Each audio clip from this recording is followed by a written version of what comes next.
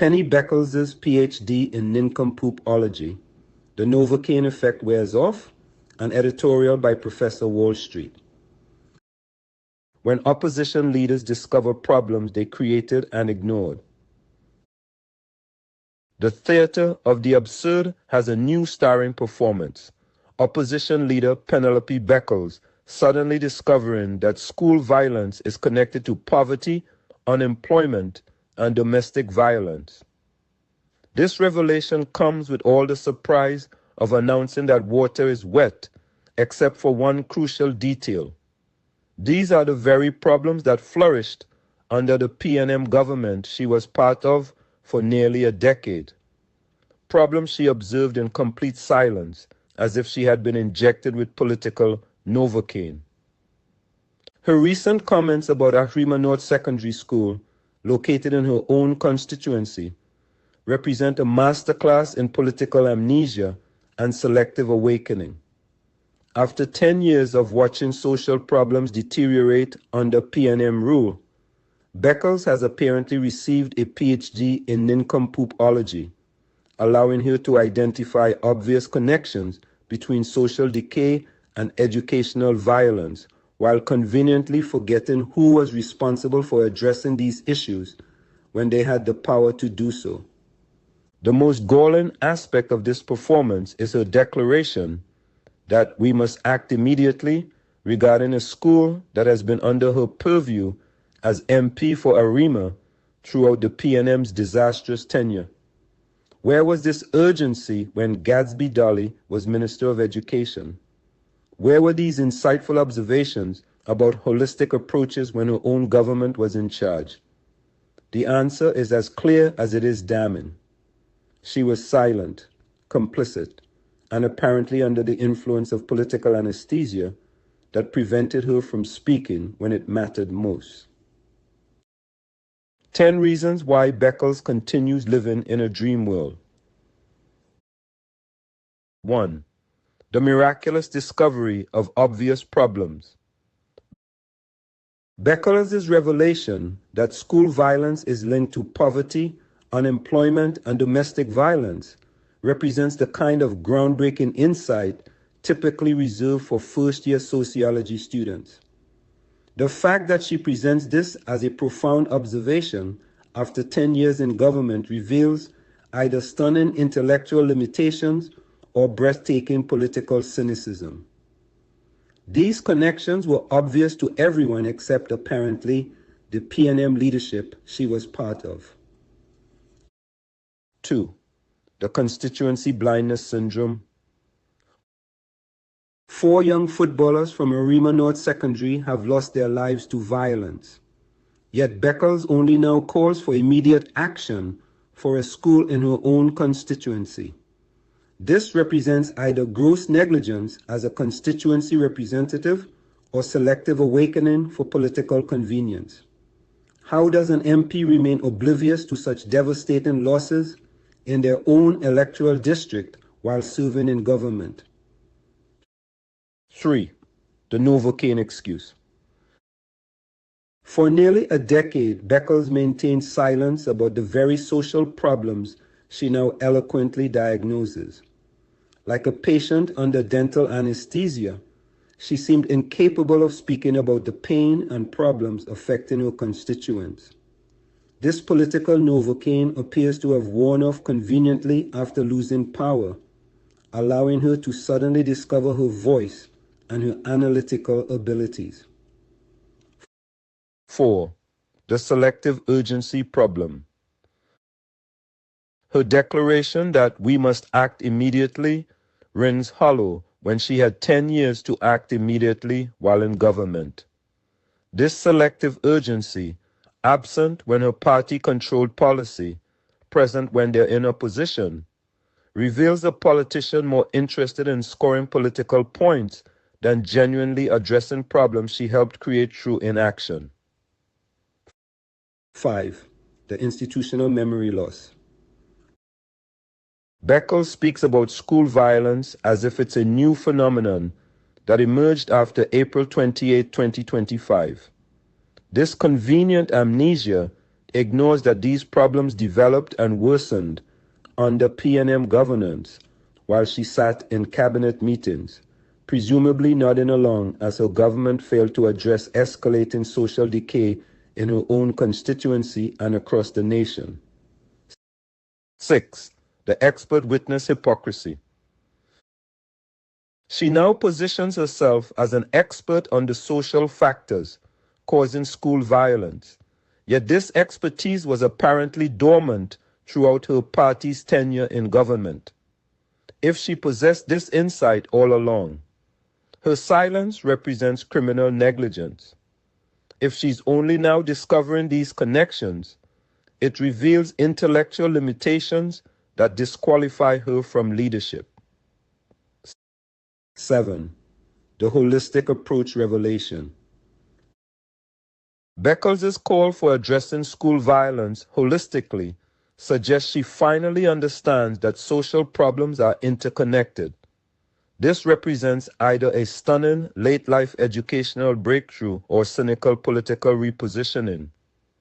Either way, it raises uncomfortable questions about what exactly she was doing during 10 years of P&M governance, if not taking holistic approaches to obvious social problems.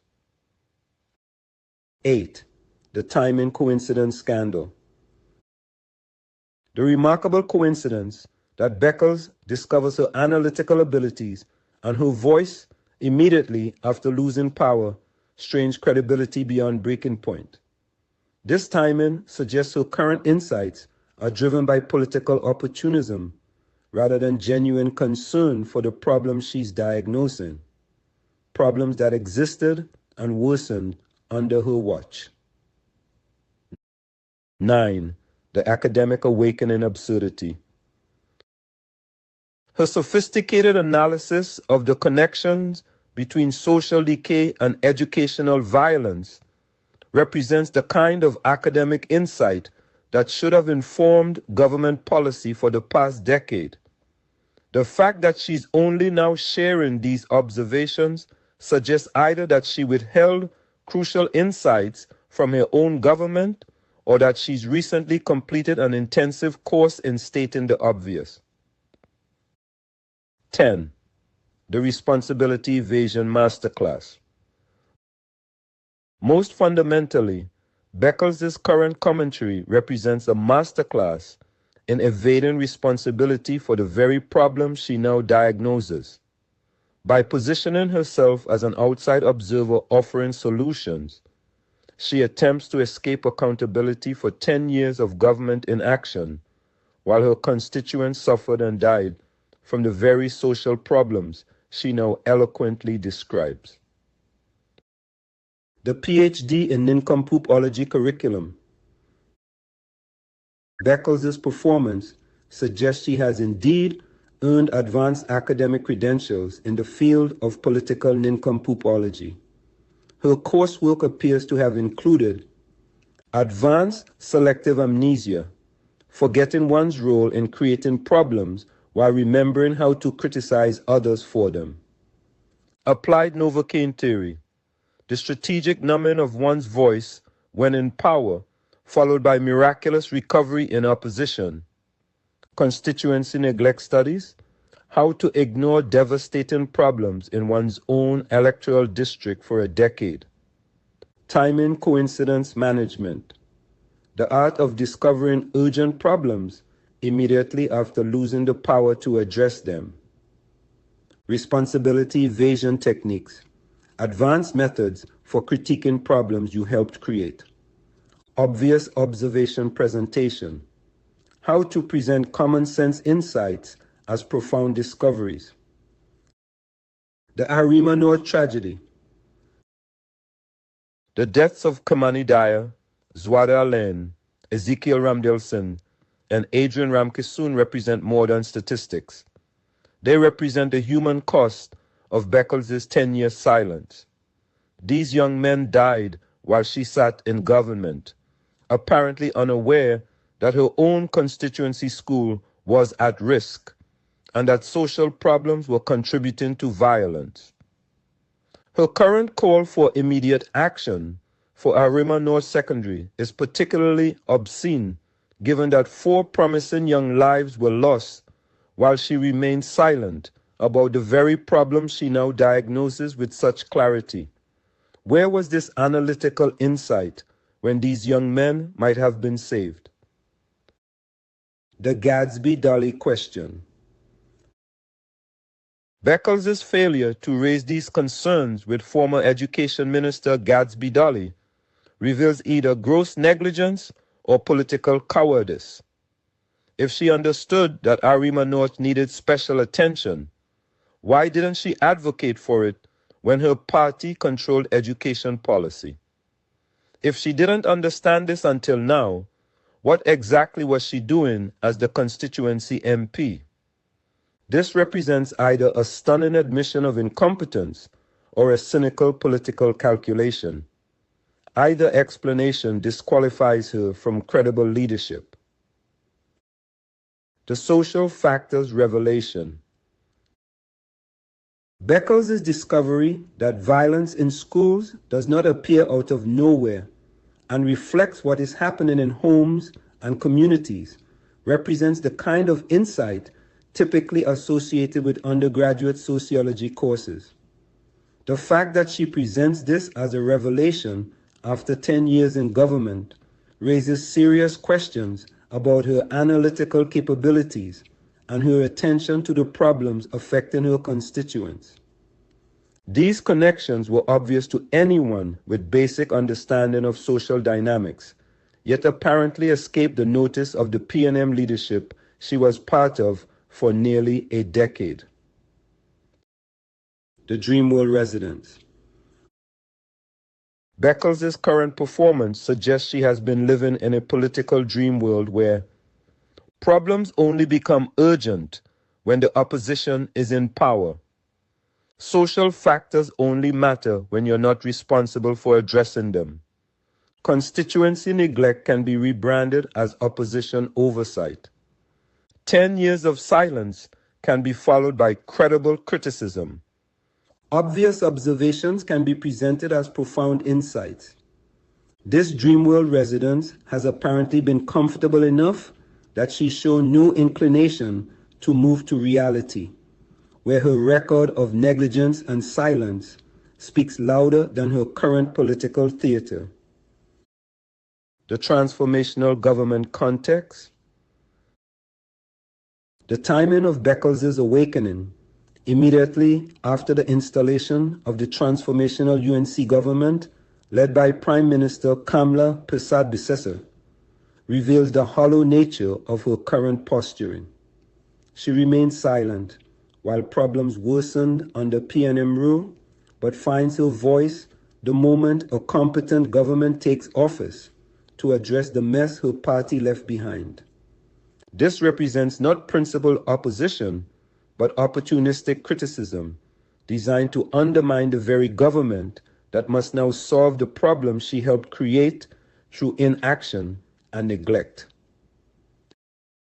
In conclusion, the Novocaine wears off. Penelope Beckles' sudden discovery of analytical abilities and urgent concern for problems that festered under her watch represents one of the most cynical political transformations in Trinidad and Tobago's history. Her PhD in Nincompoop-Ology has apparently equipped her with the skills to identify obvious problems, ignore her role in creating them, and present herself as a credible critic of those working to solve them. The Novocaine effect that rendered her mute for 10 years has worn off at exactly the moment it became politically convenient for her to speak. This timing coincidence strains credibility beyond repair and reveals a politician more interested in scoring points than serving constituents. The 4 young men who died while she remained silent about the problems in her own constituency represent the human cost of her political anesthesia.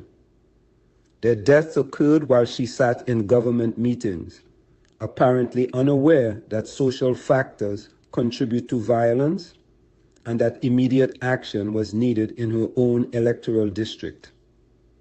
Beckles' current performance in the theater of the absurd may earn critical acclaim from those who enjoy political comedy, but it represents a tragic betrayal of the constituents who needed her voice when it mattered most. Her PhD in Nincompoop-Ology has prepared her well for opposition theatrics, but disqualified her from credible leadership.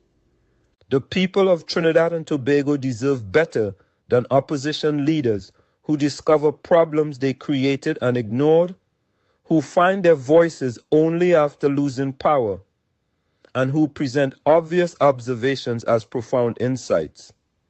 They deserve leaders who act when they have the power to make a difference, not politicians who perform when it's politically convenient.